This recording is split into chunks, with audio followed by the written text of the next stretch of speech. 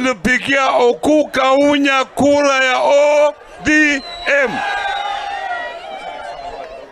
Nataka mshikilie hapo, mnasikia? Msikilie hapo, na kushikilia hapo ni kuona ya kwamba watu wetu wanaingia kwa chama chetu cha ODM. Ndio kwa sababu tuko hapa. Na nyinyi mkitaka muwe na sauti katika county government, naona mna complain paka mulete wabunge wengi wa MCA kwa ODM. Ibaende wapi? Busia. Waangalie mambo yenu kule Busia. Na pia kule Teso South mulete mbunge wa ODM aungane na Okukaunya kule Nairobi, ndio mpate vitu mingi. Mnasikia hivyo? Kwa hivyo mshikilie hapo na baba Raila Amolo. Mimi kama deputy party leader na waheshimu watu wa Busia, kwa sababu nyinyi watu wa Busia nyinyi ndio wengi sana ambao wamejisajili katika chama cha ODM. Mumpigie makofi.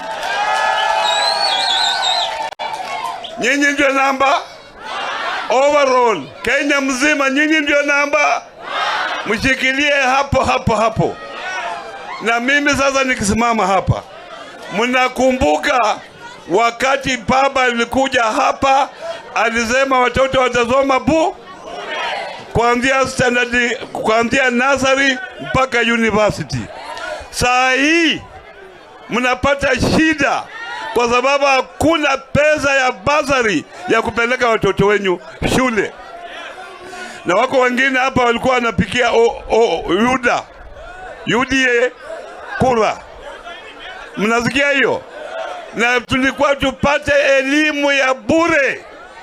Na hii mambo ya kuongea saa yote kwa judiciary tunataka ikome.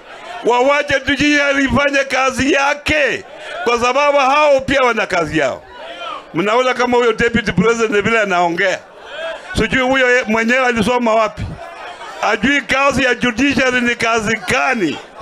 Kwa hivyo nataka nyinyi msimame chini ya Raila Amolo Odinga, chini ya ODM 2027 tuingie karibu.